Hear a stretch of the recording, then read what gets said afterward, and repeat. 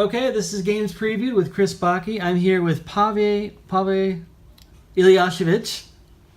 Pavle Ilyashevich. Thank you. So, overtime is a game where you're stuck at work in overtime and you just want to go home. In order to do that, you have to complete all of the assignments that have been given to you, and you want to be the first one to do so because that's how you win the game. Okay, so let's look at the cards here. And let's turn these right side up here so I can... Okay, yeah. So these are... What are these? These are the assignments everyone is dealt at the beginning of the game. They have varying difficulties based on the number of check marks they have on them. So one check mark is an easy assignment. These are pretty simple, and the hard assignments have 3. And everyone has this set of assignments at the beginning of the game. The first player to be left without any assignments in front of them manages to complete them and can continue. The average Joe is the starting player. Okay. Everyone begins the game as an average Joe.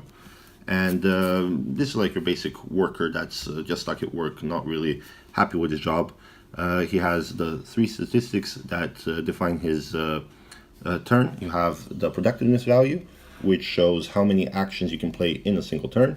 You have your laziness, which is how many cards you will draw at the end of your turn, and the hand size, which is how many cards you get to keep.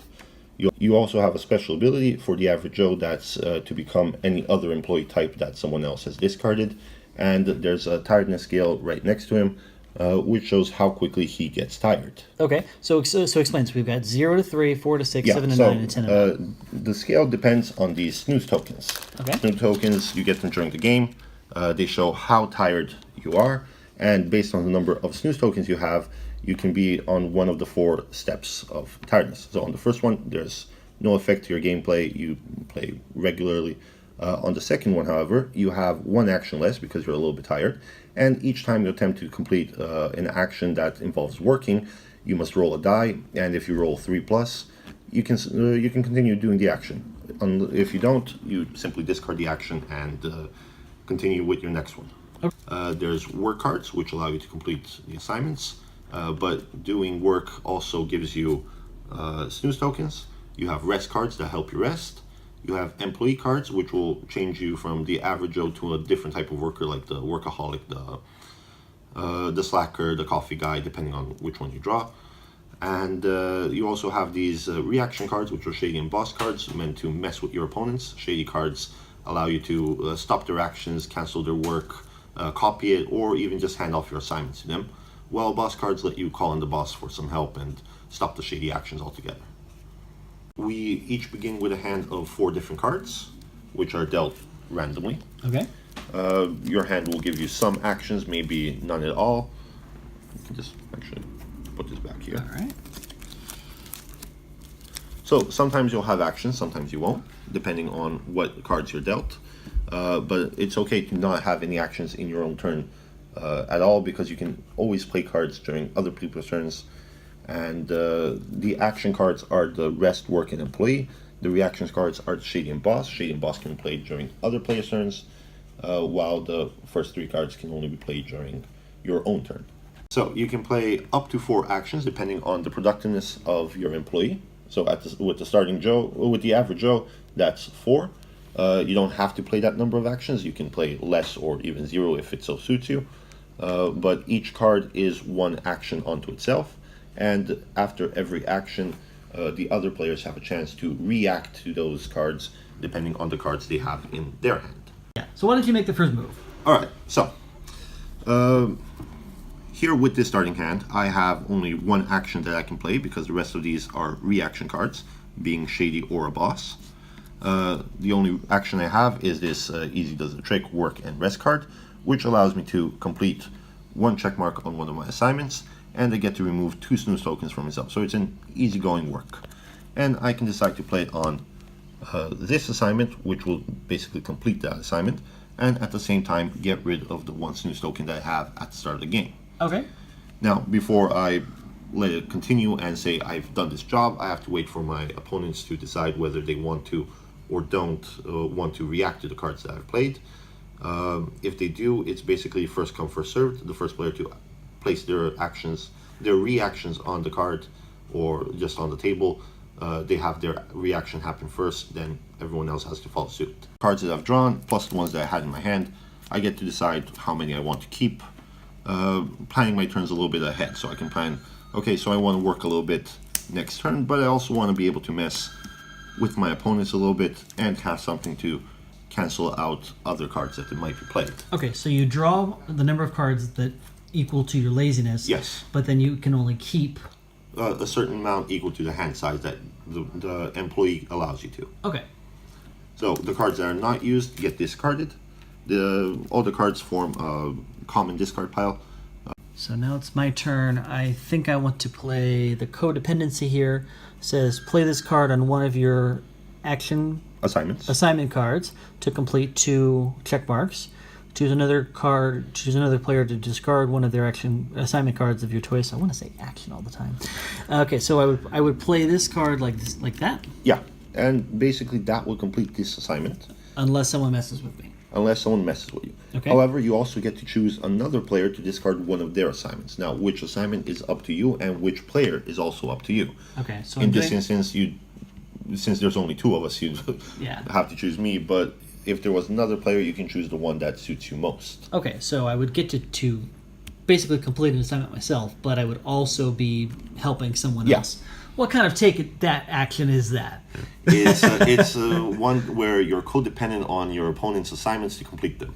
But I can, for instance, decide that if this was a multiplayer game, I don't like that you're going to complete someone else's assignment, so I can react to cancel your card. Okay. And unless someone has something like a boss card or anything that can cancel a shady card to stop my reaction will cancel your card, and no effect will happen. But you'd still waste one of the actions of your turn. Ah! So that was the first possible card I could play, and they basically got canceled out. If I play the weird guy here, does this guy replace my average Joe? So you're no longer the average Joe. If you become the weird guy, you're now a separate employee type. You get new statistics. You have a different productiveness, laziness, and hand size. And your new statistics take effect immediately, meaning that if you move from 4 actions to 3 actions, you're lowering your limit just by playing that card. So since this is also an action, this would be your second action, and then you've played 2 out of your now possible 3 actions rather than your possible 4 actions. Okay, so it takes effect immediately. So if I did that, the average Joe card here gets discarded? Yeah. Okay, so it goes to there. Weird guy comes in. I'm now the weird guy, like I already am. This also says other players can't use their special abilities on you and can't react to your work or rest cards played during your turn. So that sounds pretty helpful. Yes. Okay. The shady card is something I would use as a reaction. And the round of hot coffee for everyone. Play this card to remove 3 Z tokens from all players. Okay, well, that doesn't really help me right now, but I do have one, so I can discard that. And I play that there. And that would be the third of my actions. Yes. So now I would draw 3 new cards. 2, 3. And I would keep 3 of these because I'm the weird guy now. All right. Okay. So of these, I think I'll discard this one. And now it would be your turn. Yes. And since I don't draw until the end of my turn, this is all I have to work with.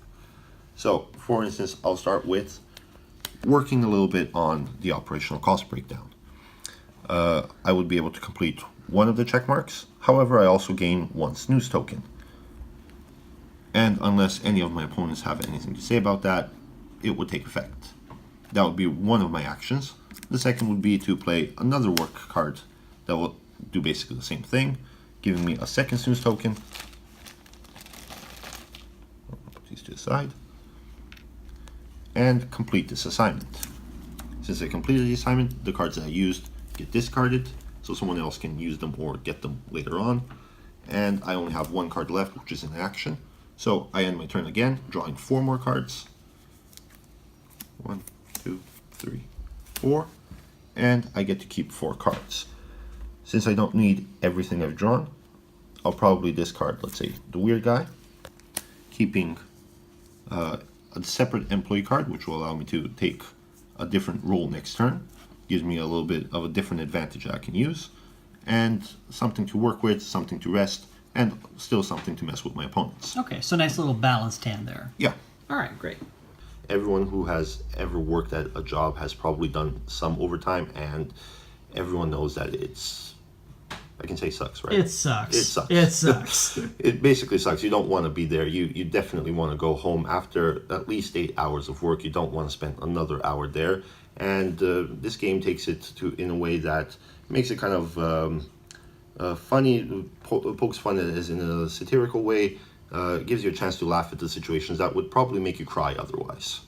The artwork also done by Luca Tillinger gives us a little bit of a funny introduction to the various scenes, and helps us get into the actual theme of the game.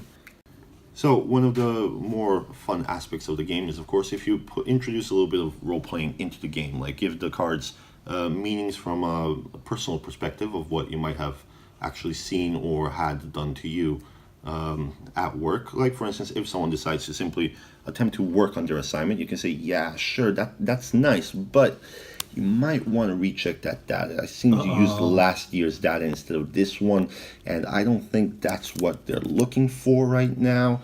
So yeah, that might not just work. No! But someone might actually say, yeah, but I've been told by the boss that I can do this. You see, this data is relevant in a different kind of perspective. So yeah, I think I'm still going to use it. So the game is, the theme of the game is based around my own experiences at work, which is kind of depressing when you say it. But you see these situations and you just kind of want to cry at the time, but afterwards you're talking about them. They seem a little bit funny when they happen. You just want to go through it again and have it happen to somebody else. Exactly.